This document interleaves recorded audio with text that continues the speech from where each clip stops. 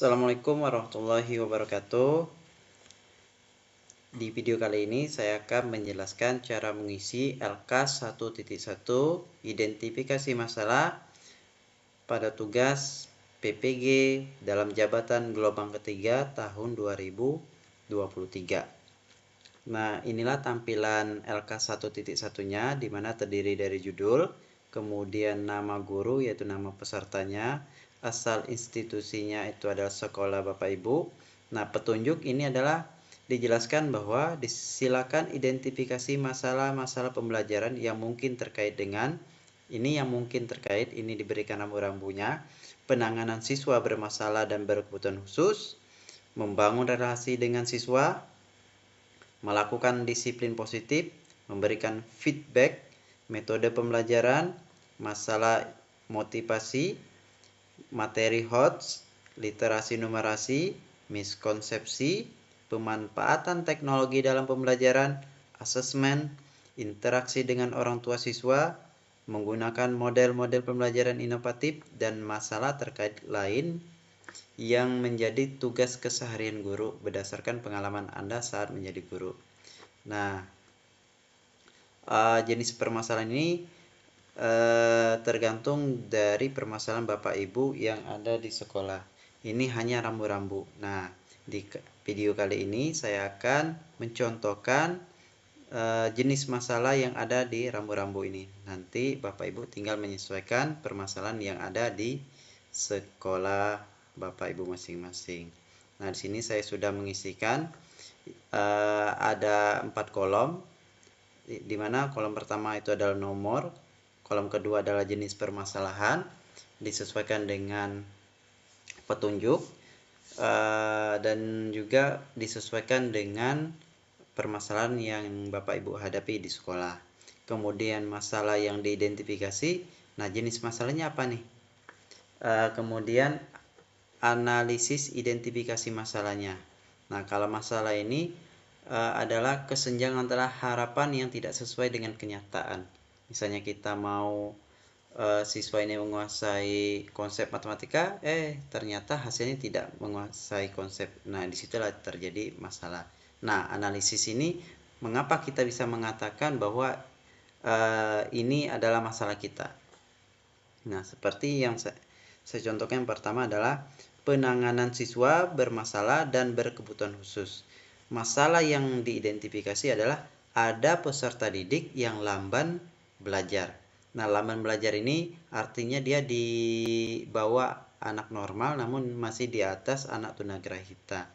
Nah, analisis identifikasi masalahnya adalah mengapa adanya masalah ini, karena yang pertama hasil analisisnya adalah peserta didik terlihat membutuhkan waktu yang lama untuk menyelesaikan satu tugas. Nah, karena membutuhkan waktu yang lama, kita bisa mengatakan bahwa peserta ini lamban dalam belajar. Nah, di indikasi kedua adalah peserta didik harus dijelaskan berulang-ulang untuk dapat menyelesaikan tugas dengan benar. Nah, dari analisis ini maka dapat dikategorikan bahwa anak atau peserta didik kita itu lamban dalam belajar.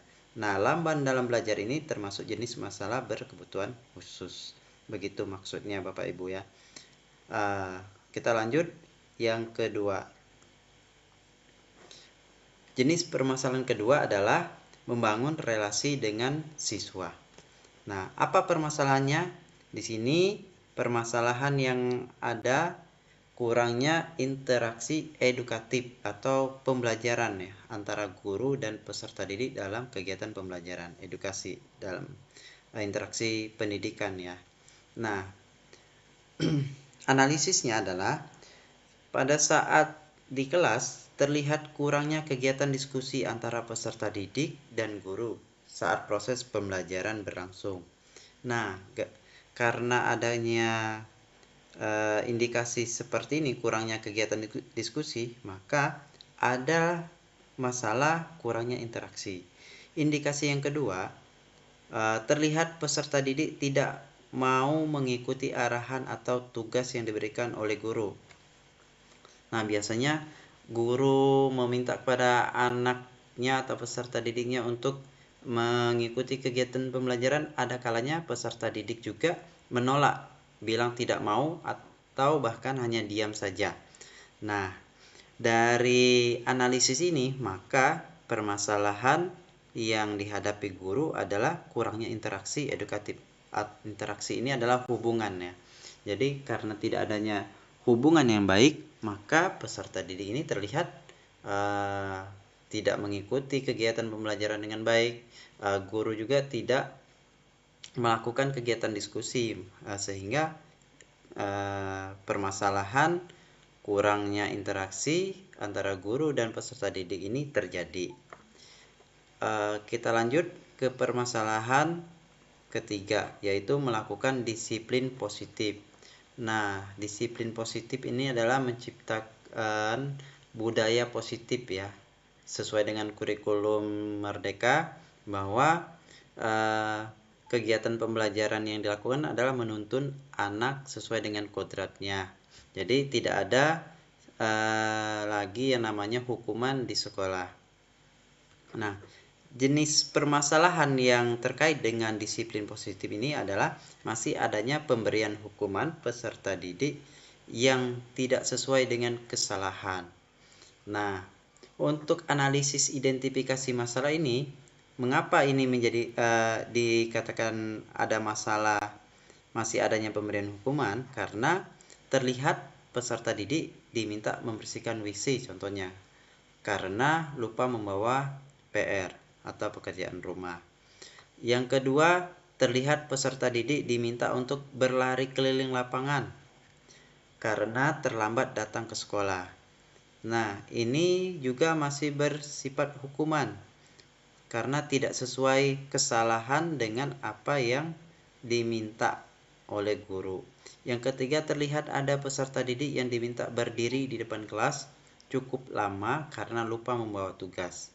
Nah, karena hasil analisis ini, maka timbullah yang namanya masalah masih adanya pemberian hukuman pada peserta didik yang tidak sesuai dengan kesalahan. Inilah yang menyangkut permasalahan tentang disiplin positif.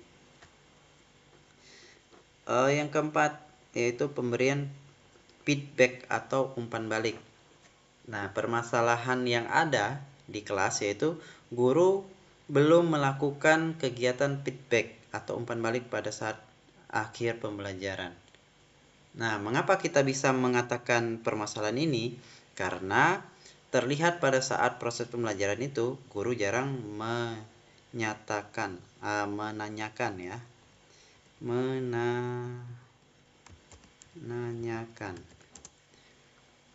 Guru jarang menanyakan kepada peserta didik tentang perasaannya mengikuti kegiatan pembelajaran, bagian pembelajaran yang menyenangkan, atau bagian materi yang sulit dipahami pada saat proses pembelajaran yang diberikan.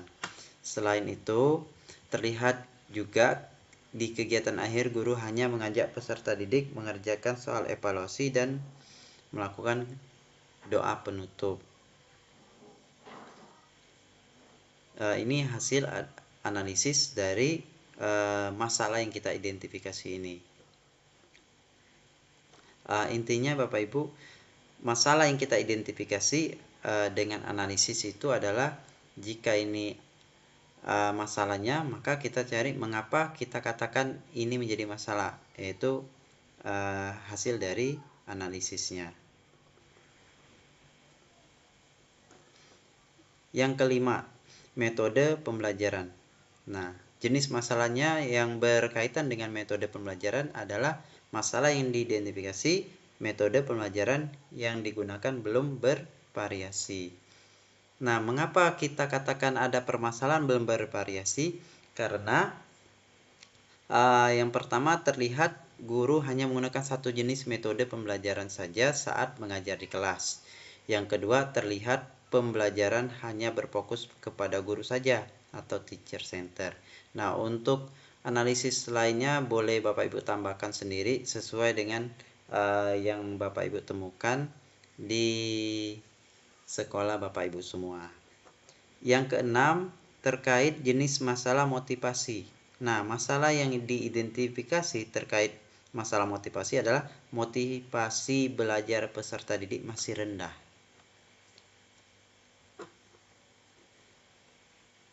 Nah, kenapa masih rendah? Karena di analisis motivasi belajar rendah ini terlihat bahwa peserta didik terlihat lesu, lemas pada saat pembelajaran. Yang kedua, peserta didik hanya diam saja saat pembelajaran. Yang ketiga, peserta didik terlihat tidur-tiduran saat pembelajaran berlangsung.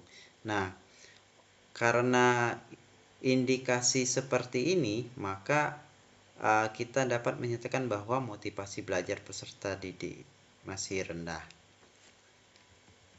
Yang ketujuh, yaitu jenis masalah yang berkaitan dengan materi HOTS atau High Order Thinking Skill. Nah, permasalahan yang diidentifikasi adalah guru belum memahami secara utuh cara melakukan kegiatan pembelajaran dengan materi HOTS. Nah, permasalahan ini muncul berdasarkan hasil analisis. Yang pertama, guru menganggap soal yang sulit itu sudah pembelajaran yang berbasis HOTS. Padahal soal yang sulit itu belum tentu HOTS, karena sulit itu tidak melibatkan suatu proses berpikir kritis kepada peserta didik. Sedangkan HOTS itu mengutamakan proses berpikir kritis kepada peserta didik sehingga mampu memecahkan suatu masalah. Yang kedua, terlihat pembelajaran masih berpusat pada guru, namun peserta didik diberikan soal evaluasi atau sumatif berbasis masalah. Nah, jadi guru ini belum memahami betul secara maksimal pembelajaran dengan materi HOTS. Jenis permasalahan ke-8. Nah, di sini sesuai dengan petunjuk ada literasi dan numerasi. Nah, di sini saya bagi dua, ada literasi dan numerasi. Literasi membaca dan numerasi angka. Nah, untuk literasi, permasalahan yang ada di kelas yaitu peserta didik masih belum memiliki kemampuan literasi yang baik atau kemampuan membaca.